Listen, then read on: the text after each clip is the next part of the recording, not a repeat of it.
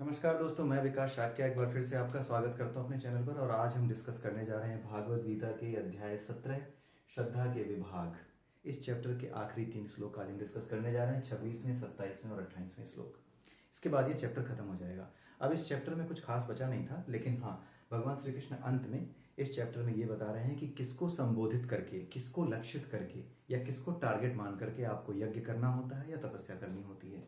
तो भगवान श्री कृष्ण उन्हीं के बारे में बता रहे हैं, यानी परा में जो स्थित है परमात्मा, उसके बारे में बता रहे हैं। तो परमात्मा यानी उस ब्रह्म को लक्षित करके ही सारे यज्ञ किए जाते हैं, उसी के लिए किए जाते हैं, ठीक है। और किसी चीज के लिए नहीं किए जाते। अपने स्वार्थ के लिए, इस संसार में रहते हुए कुछ पाने की इच्छा के साथ, किसी का नुकसान करने की इच्छा के साथ किसी तरह के यज्ञ करने की बात उन्होंने यहाँ पे नहीं समझाई है। यहाँ पे उन्होंने जोर उस पे दिया है जो कि सात्विक यज्ञ है, सात्विक तपस्या है, ठीक है। तो 26वें, 27वें और 28वें श्लोक में यही उन्होंने बताया है। तो 26वें, 27वें और 28वें श्लोक को आप अपने आप जाकर के देख लीजिएगा, पढ़ लीजिएगा कि वहां पर संस्कृत में श्लोक क्या कहता है और उसका हिंदी में अर्थ क्या है। उसके बाद जो मैं यहाँ पर डिस्कस कर रहा हूँ उससे आप मिलाइएगा। अंधा विश्वास किसी पर मत कीजिए, मुझ पर भी नहीं, किसी पर भी नहीं, ठीक है। जो यहाँ पर बताया जा रहा है जाकर उसे खुद देखिए, खुद परखिए, खुद जानिए कि हाँ, जो बताया जा रहा है यहाँ पर ये वही है या कुछ और है, ठीक है। और मुझे जरूर अपने अनुभव बताइए कि जब पहले आप भागवत गीता पढ़ते थे और अब जब आप भागवत गीता पढ़ने लगे हैं, जबकि 5 चैप्टर खत्म होने जा रहे हैं, ठीक है। पांचवा चैप्टर खत्म होने जा रहा है भागवत गीता का। असल में ये 17वां चैप्टर है, लेकिन 5 चैप्टर ओवरऑल काउंटिंग के हिसाब से आज हमने खत्म कर देने हैं। तो आप बताइए, देखिए कि अब आप भागवत गीता में कोई भी श्लोक उठाते हैं, इन पीछे के चैप्टर्स में से कोई भी श्लोक उठाते हैं, तो पहले आपको कितना समझ में आता था और अब आपको कितना आता है। आप उस चीज पे जरूर कमेंट करिए, ठीक है।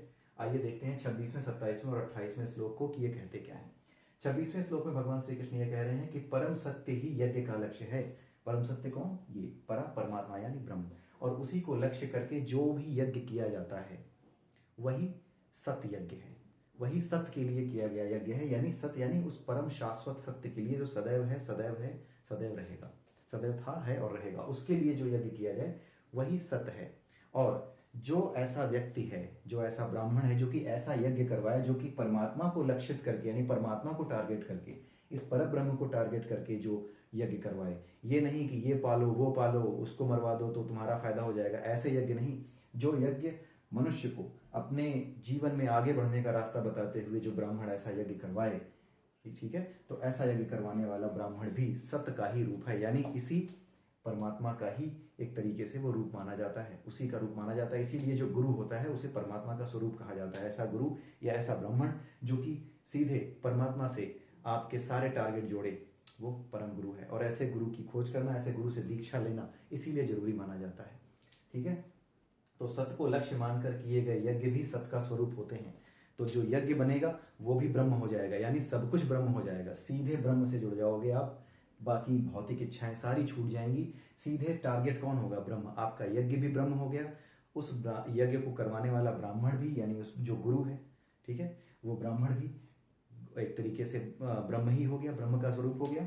और इसको लक्ष्य मानकर जो भी काम आप कर रहे हो, कोई भी काम करने जा रहे हो, वो भी आपका काम ब्रह्म ही हो जाएगा, ठीक है। बस आपको अपनी इच्छाएं त्याग देनी है, इच्छा नहीं रखनी है कि हाँ कुछ बदले में मिलेगा। काम स्वभाव से कीजिए, इच्छा बदले में कुछ पाने की इच्छा से नहीं, क्योंकि पाने वाली कोई चीज इस संसार में स्थिर नहीं रहने वाली है। जो पाओगे वो जाएगा, ठीक है।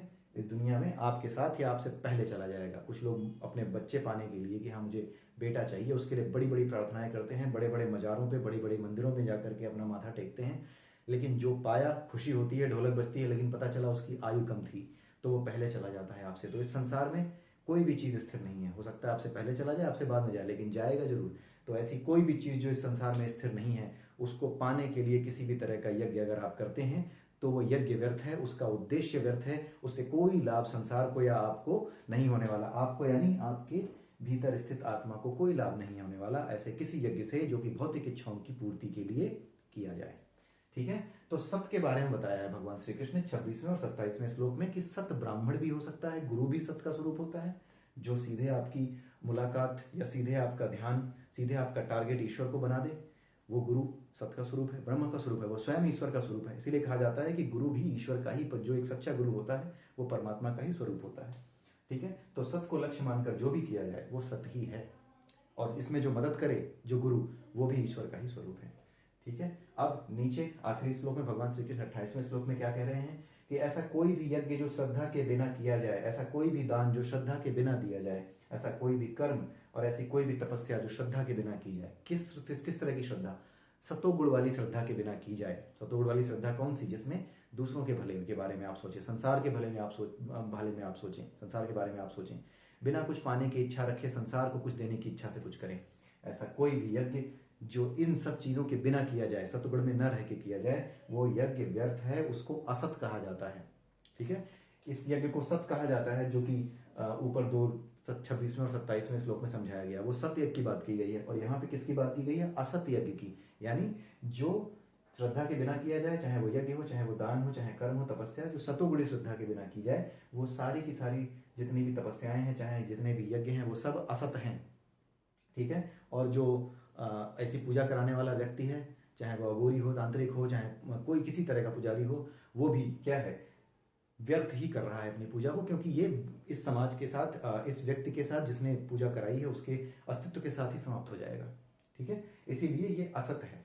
सत क्या है? ये है शाश्वत, ये है, क्योंकि इसकी दी हुई चीजें नष्ट होती रहती हैं, लेकिन ये नष्ट नहीं होता। तो यही कहा गया है कि कौन सी चीज असत है? ऐसा कोई भी यज्ञ, ऐसा कोई भी ज्ञान, ऐसा कोई भी दान जो कि उसको लक्षित करके, उसको टारगेट करके ना किया जाए, वो असत है। तो इसी के साथ ये चैप्टर होता है खत्म। और इस चैप्टर के बाद जो टेक अवे है, जो हमें समझना चाहिए, वो कुछ ऐसा है कि हमें हमेशा कुछ ना कुछ एज अ प्रैक्टिस, हमें कुछ ना कुछ ऐसा काम करना चाहिए जो दूसरे के भले का हो, जिसके बदले हमें कुछ ना मिल रहा हो। जैसे इस चीज को प्रैक्टिस में लाने की कोशिश कीजिए। जैसे गुप्त दान। कई जगह हम दान देते हैं तो फिर हम अपनी पर्ची कटवाते हैं, उसको टैक्स बेनिफिट में लगाते हैं। नहीं, रहने दो, गुप्त दान दो। ठीक है। अच्छे कार्य के लिए गुप्त दान दो। ठीक है। किसी बुरे काम के लिए नहीं। कहीं जैसे मान लीजिए कहीं कोई संस्था है जो कि जो कि स्पेशली एबल्ड होते हैं लोग, जिनके पैर नहीं है, हाथ नहीं है, उनके अंग बनाती है, या फिर कोई भी ऐसी संस्था जो गरीब बच्चों के लिए पढ़ाई लिखाई की व्यवस्था करती है, उनको बिना अपना नाम लिए गुप्त दान आप दे दीजिए। आप अपने आप को इस चीज के लिए तैयार करना शुरू कीजिए कि आपको किसी तरह की इच्छा नहीं है किसी भी तरह के ज्ञान के बदले। आप इस चीज को प्रैक्टिस में लाना शुरू कीजिए। किसी गरीब भिखारी को कुछ दे दिया, वो नहीं जानता आप कौन हो, ऐसे ही खिला दिया। 2-3 बच्चे घूम रहे थे, उनका भी मन करता है, बेचारे गरीब हैं, उनका ही मन करता है कुछ खाने का, कुछ अच्छा खाने का, आपने खिला दिया। गरीब थे, खिला दिया। ठीक है। जो समर्थ है उसे दान दिया। ठीक है। जो कर सकता है उसे दान दिया, अच्छा काम कर सकता है उसे दान दिया। ठीक है। ऐसे आदमी को दान भी नहीं देना चाहिए जो गलत काम कर सके। जैसे कोई आदमी अगर कह रहा है कि मुझे भूख लगी है, मुझे दे दो, लेकिन अगर वो शरीर से स्वस्थ दिख रहा है, हाथ पैर उसके सही दिख रहे हैं, तो क्यों दान देना उसे?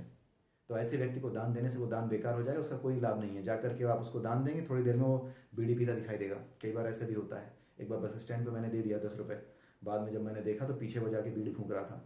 तो इस चीज को ध्यान रखिए, जो समर्थ हो उसको दान दीजिए। समर्थ यानी वो व्यक्ति जो कि समाज के भलाई के काम में आ सकता है, या किसी वजह से लाचार है आज की तारीख में, उसकी मदद कर दीजिए दान दे करके। लेकिन उसकी बिल्कुल मत कीजिए जो समर्थ दिख रहा है लेकिन असमर्थ होने का दिखावा कर रहा है।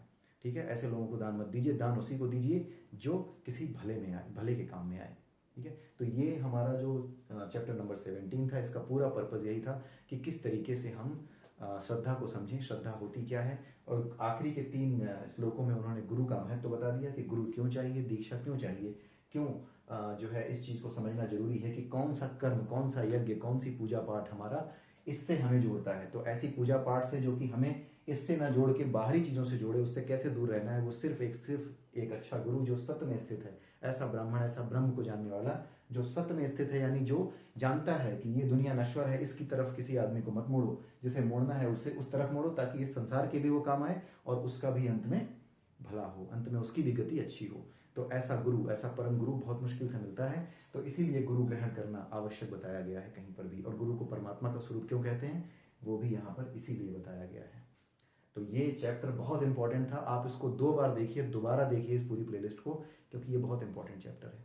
ठीक है। इसके बाद हम 18वें चैप्टर पे चलेंगे अगले वीक से, और वहां पर देखेंगे कि 18वें चैप्टर में भगवान श्री कृष्ण ने क्या बताया है। उसमें संन्यास की सिद्धि बताई गई है कि सन्यासी कैसा होता है, जो त्याग करने वाला होता है वो किस प्रकार से त्याग करता है, त्याग करने का अर्थ क्या है, इन चीज़ों का मतलब वहाँ समझाया गया है।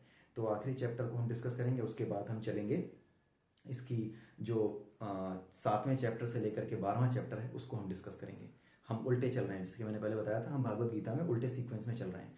सेट ऑफ चैप्टर्स हैं जो कि बटे हुए हैं 3 पार्ट्स में।